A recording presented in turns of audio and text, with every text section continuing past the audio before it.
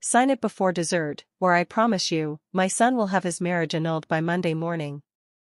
My mother-in-law didn't raise her voice. She never did. Margaret Holloway had spent 40 years perfecting a kind of calm that made you feel the floor shifting beneath you, the kind of calm that reminded you exactly how replaceable you were. The document sat next to the cranberry sauce, 14 pages on heavy cream stock, drafted by the most expensive family law attorney in Connecticut, designed to strip me of every marital asset if my husband and I ever divorced. A pen sat beside it like silverware, like it was part of the place setting. My husband, Daniel, sat directly across from me, studying his wine glass with the focused attention of a man who had decided the safest thing he could do tonight was become invisible. He hadn't looked at me since we pulled through the iron gates of his parents' estate 2 hours ago. His father, Howard, sat at the head of the table, cutting his turkey with the slow, precise movements of someone who had already won. His sister, Victoria, was doing that thing she always did, performing theatrical indifference, examining her manicure while her husband Preston quietly refilled his glass and watched me the way you watch a car accident before it happens. This was Thanksgiving at the Holloways. This was what I had married into 3 years ago when I was 28 and naive enough to believe that love was an effective armor. They had never asked what I actually did, not really, not with genuine curiosity. When Daniel mentioned early on that I ran a small software company, Margaret had nodded the way you nod when someone tells you they've taken up watercolor painting, polite, dismissive. The topic never came up again. To the Holloways, I was a pretty girl from nowhere who had charmed their son into a wedding and was now statistically likely to take half his trust fund when the marriage dissolved.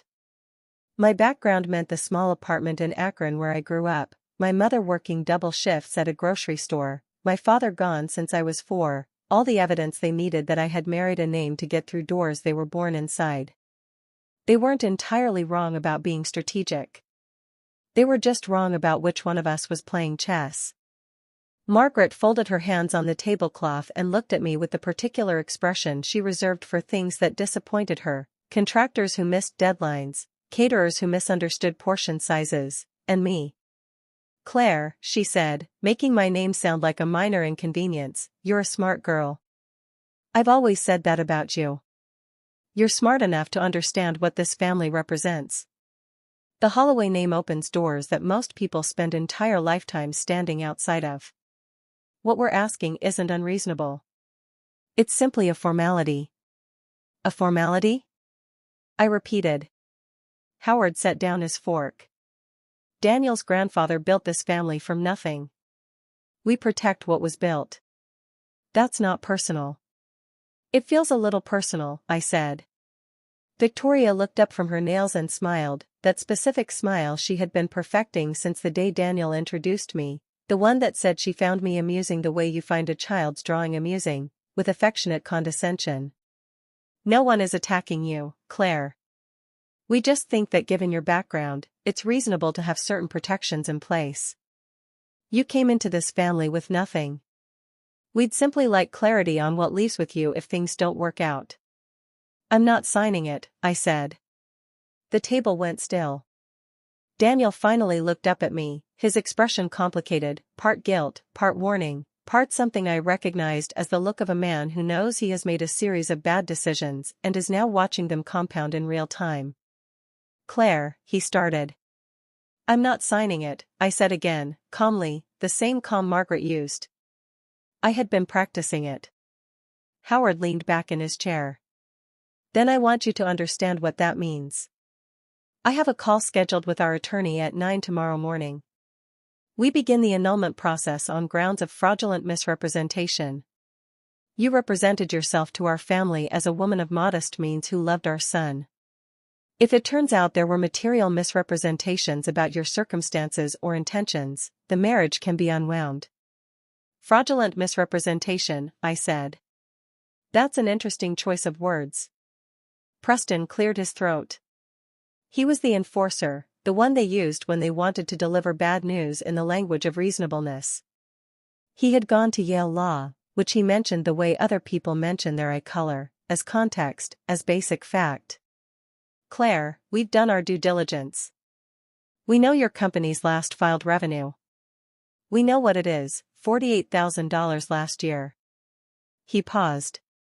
We're not here to humiliate you. We're here to protect the family. I looked at him for a long moment. He had gone to Yale Law. I knew that. I also knew that he had been using Holloway family money to fund a private investment account he hadn't disclosed to Victoria, that the account held a significant position in a pharmaceutical company currently under SEC investigation, and that he had received the tip from a contact at their accounting firm, which was now, as of 31 days ago, a subsidiary of a company I owned. But I didn't say any of that yet. 48,000, I said. That's what the filing showed, Preston said with the satisfaction of a man holding a full house. Pull out your phones, I said. Search Velar Systems. Nobody moved. Please, I said, and the word was so precise, so controlled, that Victoria actually reached for her phone before catching herself. Claire, we're not going to, Margaret started. Velar Systems, I said again. VLAR. It's fine. I'll wait. Daniel's face had changed. He was looking at me the way he used to look at me in the beginning, before the Holloways had slowly, patiently worked on him like a current wearing down a stone, with wonder, like he had just remembered something about me that the last 3 years had caused him to forget. He picked up his phone. He typed. I watched him read. I watched the color leave his face. What? He started and then stopped. Howard frowned at his son, then picked up his own phone. Margaret looked at her husband with the expression of a woman who has never needed to look anything up in her life and resented the implication that she should start now. Victoria typed something and went very still. Preston's jaw tightened. Velar Systems was not the name on my business cards. It was not the name I used in public. It was the parent company, the entity sitting above the entities sitting above the entities that touched the things people could actually see. I had structured it that way deliberately, not to hide, but because when you build something real, you don't need it to be legible to people who aren't looking. The last public valuation of Velar Systems, reported in the Wall Street Journal 14 months ago, was $2.1 billion. The Holloways' total family net worth, including the estate we were sitting in and all of Howard's commercial real estate holdings, was approximately $400 million. I knew this because I had read their financial disclosure during the due diligence process before I allowed one of my subsidiaries to extend them a line of commercial credit 2 years ago. They didn't know the credit had come from me. They knew the name of the bank. They didn't know who owned it. This isn't, Howard started. Possible? I offered. You've been running this company since before you married Daniel? Margaret asked. Her voice had not changed. I respected that about her even now. She was a woman who did not allow herself the luxury of visible shock. I founded Velar when I was 24, I said. The 48,000 on the filing Preston mentioned belongs to a shell entity I used for administrative purposes. It has nothing to do with the operating company. I picked up the post-nuptial agreement and held it for a moment. I understand why you had this drawn up. You thought you were protecting your family. You thought I was someone who had something to gain and nothing to offer. You thought the math was simple. How? Daniel said, not quite a question, more the sound of a person's model of reality cracking. I didn't lie to you, I said, and I meant it. I had told Daniel I had a company. I had told him on our third date, sitting on the floor of my apartment eating takeout because I hadn't yet bought a couch, that I was going to build something that lasted. He had laughed gently, not cruelly, and said that was very ambitious of me. He had not asked follow-up questions. Neither had his family. That was the thing about the Holloways, they looked at me and saw a category, and categories don't require investigation.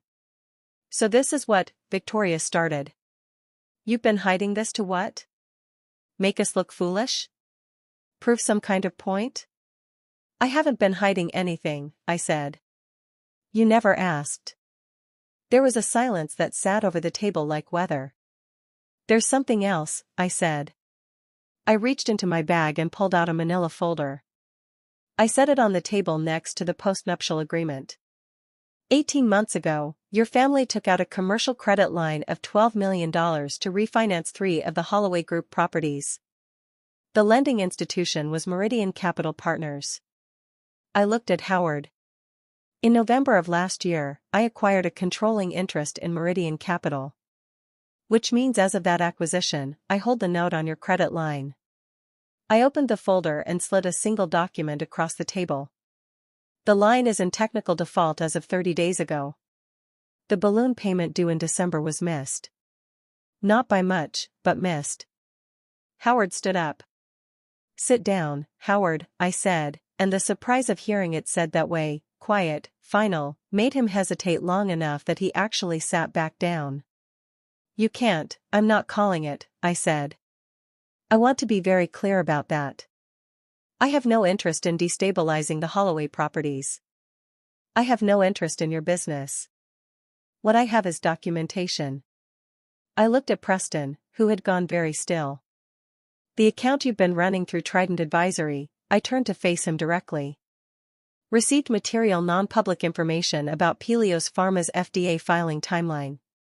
The source of that information was a contact at Strickland Financial. Strickland was acquired by a Veeler subsidiary in September. Their internal communications are now subject to our compliance review. I let that sit.